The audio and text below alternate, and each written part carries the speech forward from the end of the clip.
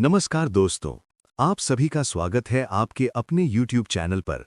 अगर वीडियो आपको पसंद आए तो लाइक करें, शेयर करें और चैनल को सब्सक्राइब करना बिल्कुल न भूलें।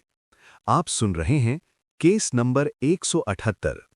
शहर का नाम शांतिपुर था और अपने नाम के अनुरूप यहाँ की गलियां हमेशा सुस्त और शांत रहती थीं।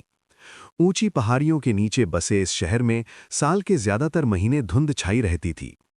यहाँ का पुलिस थाना एक पुरानी ब्रिटिश कालीन इमारत में था, जिसकी छत से बरसात में पानी टपकता था और जिसकी दीवारों पर लगे पुराने पोस्टरों का रंग उड़ चुका था। थाने के प्रभारी और सिपाही अक्सर धूप सेंकते हुए या मूंगफली छीलते हुए दिन गुजार देते थे। अपराध के नाम पर यहाँ कभी कभार साइकिल चोरी या पड़ोसियों के बीच पानी को लेकर झगड़े ही दर्ज होते थे। लेकिन ये शांति तब एक झटके में खत्म हो गई जब शहर में इंस्पेक्टर रीटा की एंट्री हुई। रीटा, जिसकी ख्याति एक आयरन लेडी के रूप में थी, अपनी जीप से धूल उड़ाती हुई थाने के सामने रुकी। उसने जैसे ही अपनी काली आंखों से थाने की अस्त-व्यस्त हालत को देखा, वहां मौजूद पुलिसकर्मियों के पसीने छूट गए। रीटा ने अपनी टोपी मेज पर रखी और हवलदार दीनदयाल को घूरते हुए कहा, हवलदार जी, ये पुलिस स्टेशन है या कोई धर्मशाला? फाइलों पर उंगलियों से नाम लिखे जा सकते हैं, इतनी धूल है यहां। मुझे अगले 2 घंटों में ये पूरा परिसर आईने की तरह चमकता हुआ चाहिए। हवलदार दीनदयाल, जो पिछले 10 सालों से अपनी कुर्सी से मुश्किल से हिलते थे, हड़बड़ाकर खड़े हो गए। जी हुजूर, अभी सफाई शुरू करवाते हैं। देखते ही देखते पूरे थाने में अफरा-तफरी मच गई। झाड़ू चलने लगे, फिनाइल की तीखी गंध हवा में घुल गई और मकड़ी के जाले जो सालों से कोनों में राज कर रहे थे, साफ किए जाने लगे। दोपहर के समय जब सफाई लगभग पूरी हो चुकी थी, रीटा खुद मुआयना करने के लिए थाने के सबसे पुराने हिस्से, रिकॉर्ड रूम यानी स्टोर रूम की ओर बढ़ी। इस कमरे का दरवाजा जंग खा चुका था और उसे खोलने पर एक अजीब सी चरमराहट की आवाज आई। अंदर की हवा भारी थी और वहां पुरानी स्याही और सड़ते हुए कागजों की गंध आ रही थी। रीटा एक-एक करके अलमारियों का मुआयना कर रही थी। तभी वो एक ऐसी अलमारी के पास पहुंची जो छत तक ऊंची थी। जैसे ही उसने उस अलमारी को छुआ, कमरे का तापमान अचानक गिर गया। रीटा को महसूस हुआ जैसे कोई उसके पीछे खड़ा है, लेकिन पीछे मुड़ने पर वहां कोई नहीं था। तभी सबसे ऊपरी रैक से एक भारी पीली पड़ चुकी फाइल बिना किसी बाहरी दबाव के सरकी और सीधे रीटा के कदमों के पास आकर गिरी। रीटा ने झुककर उस फाइल को उठाया। धूल झाड़ते ही ऊपर बड़े-बड़े अक्षरों में लिखा दिखा, फाइल नंबर 178, अनसुलझा केस। जैसे ही उसने पहला पन्ना खोला, उसका दिल जोर से धड़कने लगा। फाइल में लगी तस्वीर धुंधली तो थी, लेकिन रीटा उसे हजारों के बीच पहचान सकती थी। वो रिया थी। रीटा की आंखें धुंधला गईं। उसे याद आया बचपन का वो दिन जब वो और रिया स्कूल से साथ लौट रही थीं। रिया ने उससे कहा था, रीटा, तू देखना, मैं एक दिन बहुत बड़ी साइंटिस्ट बनूंगी। लेकिन उसके कुछ ही दिनों बाद रिया गायब हो गई थी। पुलिस ने तब इसे गुमशुदगी का मामला बताया था, लेकिन इस फाइल में कुछ और ही लिखा था। पन्नों को पलटते हुए रीटा के चेहरे का रंग उड़ गया। फाइल के आखिरी पन्ने पर लाल स्याही से लिखा था, मर्डर, साक्ष्य के अभाव में बंद। रिया की हत्या हो चुकी थी और ये बात उसके परिवार से छिपाई गई थी या शायद पुलिस तंत्र ने इसे रफा-दफा कर दिया था। रीटा को यकीन हो गया कि फाइल का उसके पास गिरना कोई इत्तेफाक नहीं था। उसने खिड़की की ओर देखा, जहां अचानक से तेज हवा चलने लगी थी। उसे लगा जैसे हवा में कोई फुसफुसाहट है जो उसे इंसाफ दिलाने के लिए पुकार रही है।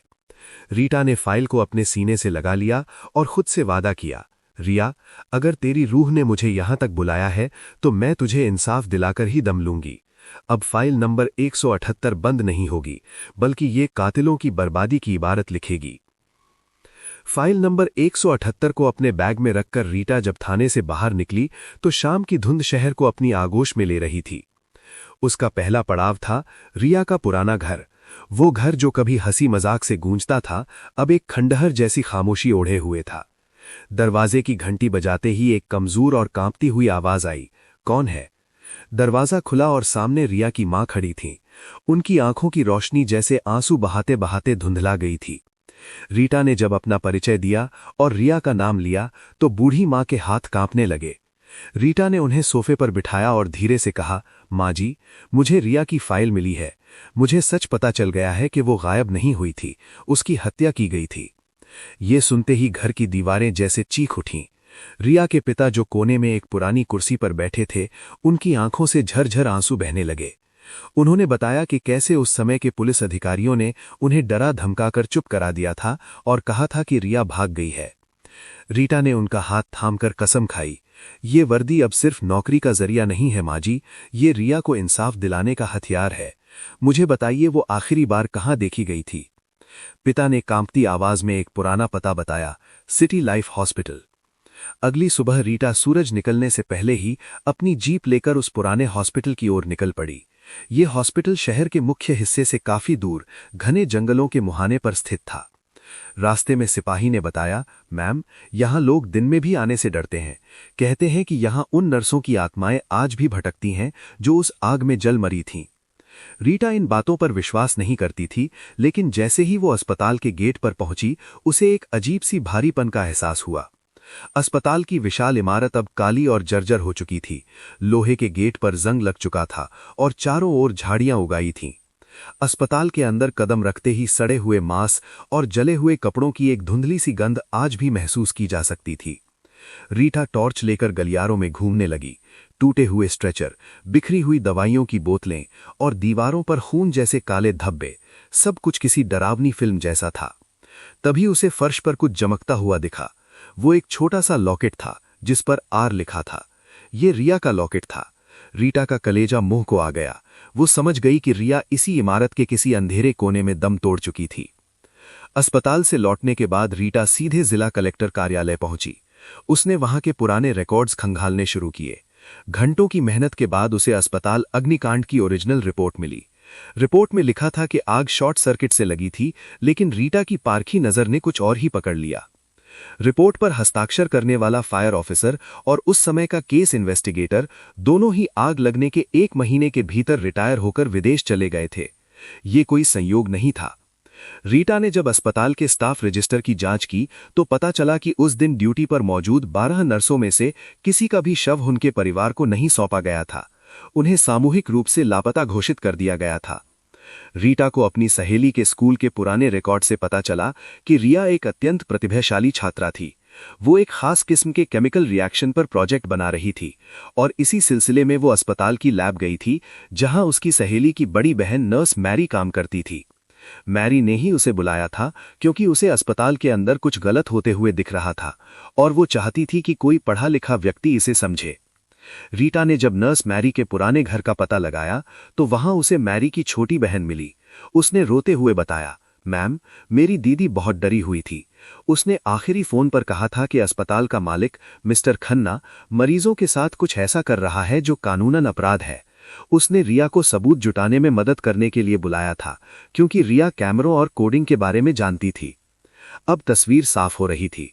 रिया कोई साधारण शिकार नहीं थी, वो एक गवाह थी। वो उस सच को जान चुकी थी जिसे मिस्टर खन्ना दुनिया से छुपाना चाहता था।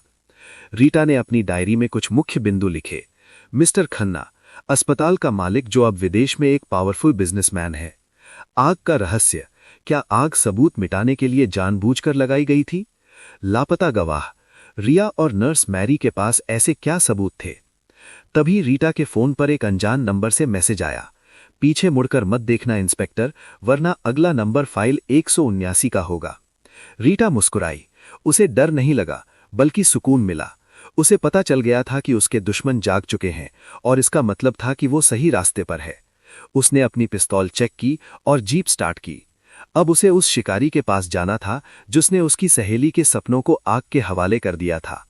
रीटा को अच्छी तरह पता था कि भारत के एक छोटे से थाने में बैठकर वो मिस्टर खन्ना का बाल भी बांका नहीं कर सकती थी। खन्ना अब केवल एक अस्पताल का मालिक नहीं था, वो खन्ना ग्लोबल इंडस्ट्रीज का सर्वे सर्वा था, जिसका मुख्यालय लंदन के सबसे महंगे इलाके में था। रीटा ने अपनी सारी जमा पूंजी और विभाग से मिली विशेष अनुमति को दांव पर लगा दिया। वो अपने साथ केवल 2 चीजें ले गई, अपनी वर्दी का गौरव और फाइल नंबर 178 की एक फोटोकॉपी। लंदन की बर्फीली हवाओं और चमचमाती गगनचुंबी इमारतों के बीच रीटा खुद को बहुत छोटा महसूस कर रही थी, लेकिन उसके इरादे हिमालय से भी ऊंचे थे। उसने खन्ना के साम्राज्य की टोह लेना शुरू किया। खन्ना का दफ्तर किसी किले से कम नहीं था। लेजर सुरक्षा, निजी अंगरक्षक और दर्जनों सीसीटीवी कैमरे। रीटा जानती थी कि सीधा रास्ता उसे खन्ना तक नहीं पहुंचाएगा। उसने एक मनोवैज्ञानिक खेल खेलने का फैसला किया। उसने खन्ना के निजी ईमेल और उसके दफ्तर के फैक्स मशीन पर एक ही तस्वीर बार बार भेजी। वो जलता हुआ अस्पताल और रिया की वो मासूम फोटो जो फाइल 178 में लगी थी। नीचे केवल एक लाइन लिखी थी, राख कभी ठंडी नहीं होती खन्ना, हिसाब का वक्त करीब है। ये पैंतरा काम कर गया। खन्ना के सुरक्षा घेरे में खलबली मच गई। उसने रीटा को शांति वार्ता के लिए अपने निजी पेंट हाउस में बुलाया। खन्ना को लगा कि ये कोई छोटी मोटी पुलिस वाली है जो पैसों के लिए उसे ब्लैकमेल कर रही है। पेंट हाउस का दरवाज़ा खुला। अंदर का वैभव देखकर किसी की भी आंखें चौंधियां जातीं। कीमती पेंटिंग्स, मखमली कालीन और हाथ में वाइन का गिलास लिए खड़ा मिस्टर खन्ना। उसके चेहरे पर एक कुटिल मुस्कान थी। तो तुम हो वो बहादुर ऑफिसर जिसने इतनी दूर का सफर सिर्फ मुझसे मिलने के लिए तय किया? खन्ना ने अपनी भारी आवाज में कहा।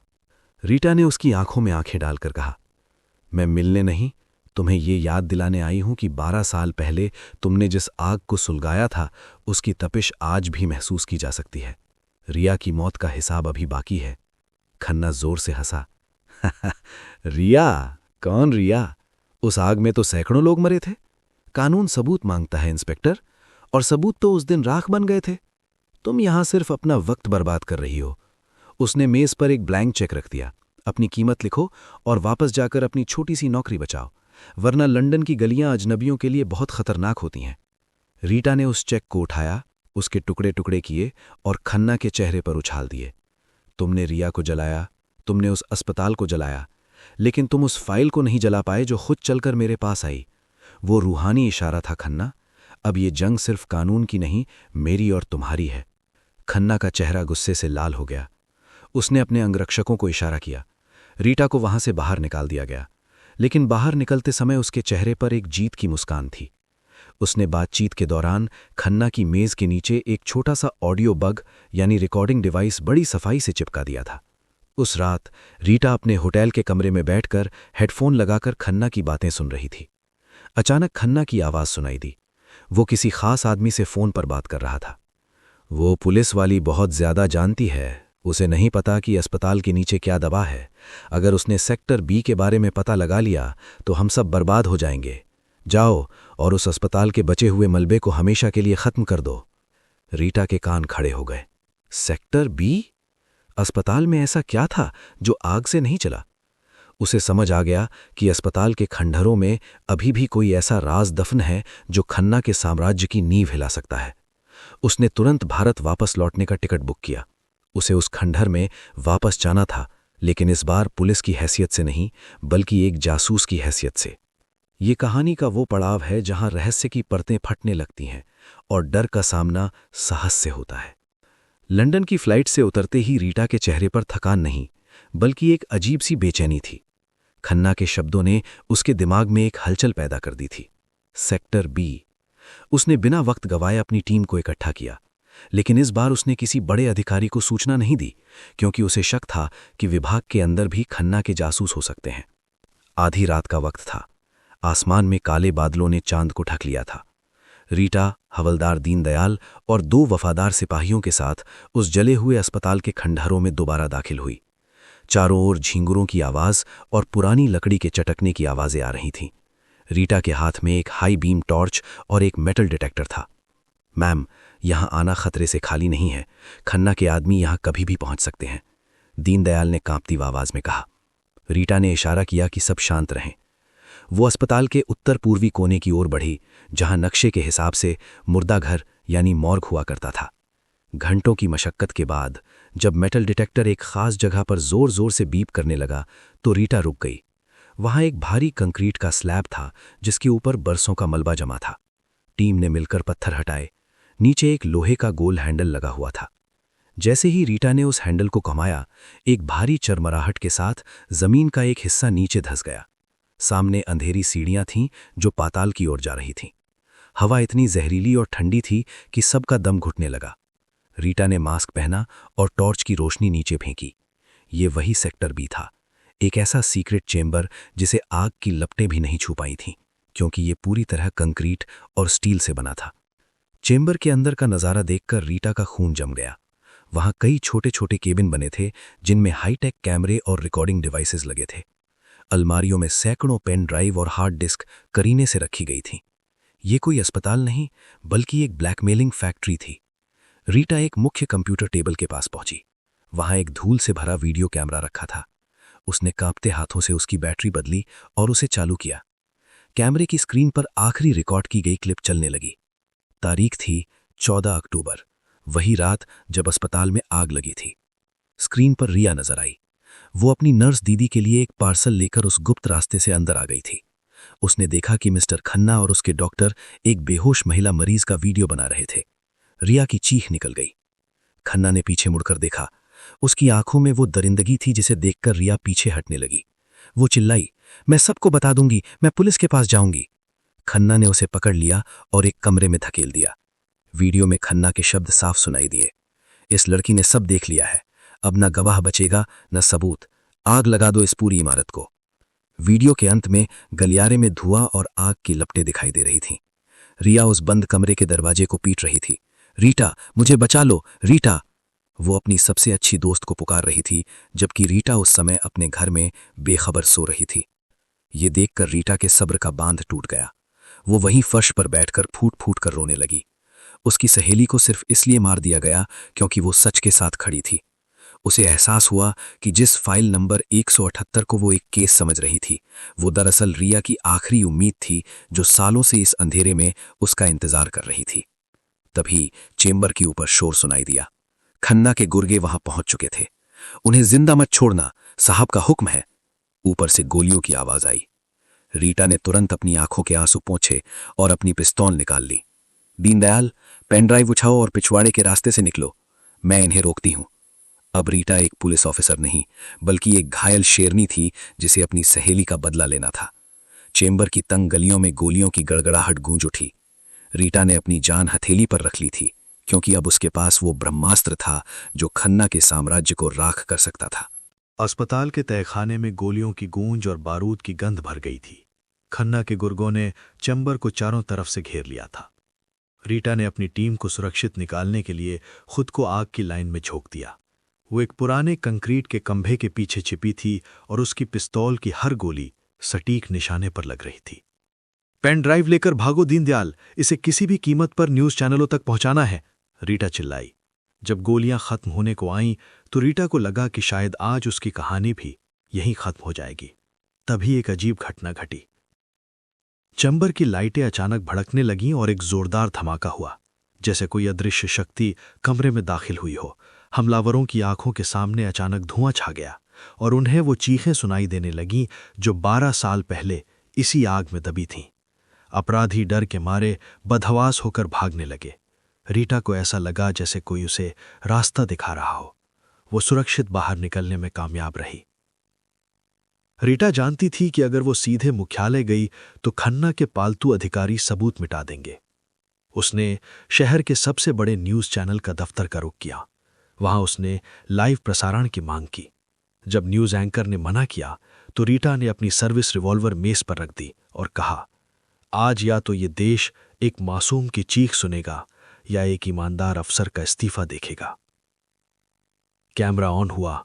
रीटा ने वो पेन ड्राइव लगाई। पूरे देश की स्क्रीन पर खन्ना के काले कारनामे और रिया की आखिरी चीखें गूंज उठें। देखते देखते सड़कों पर जनसैलाब उमड़ पड़ा। लोग कैंडल मार्च लेकर बाहर निकल आए। सरकार और न्यायपालिका पर इतना दबाव बना कि सुप्रीम कोर्ट ने आधी रात को संज्ञान लिया।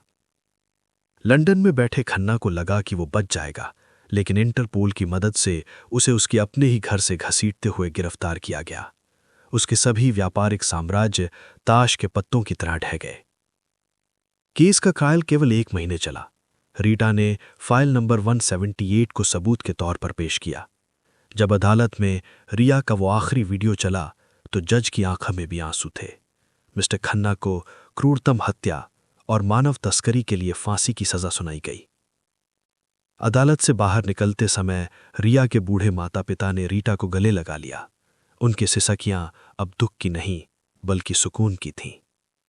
रीटा ने आसमान की ओर देखा और एक लंबी सांस ली। उसे लगा जैसे उसके कंधों से एक बहुत भारी बोझ उतर गया हो। कुछ दिनों बाद जब सब कुछ शांत हो गया, रीटा देर रात अपने थाने में बैठी थी। आज उसकी मेज साफ थी। वो इस्तीफा देने का मन बना चुकी थी क्योंकि उसने अपना लक्ष्य पूरा कर लिया था। तभी कमरे में एक ठंडी मीठी सी खुशबू फैल गई।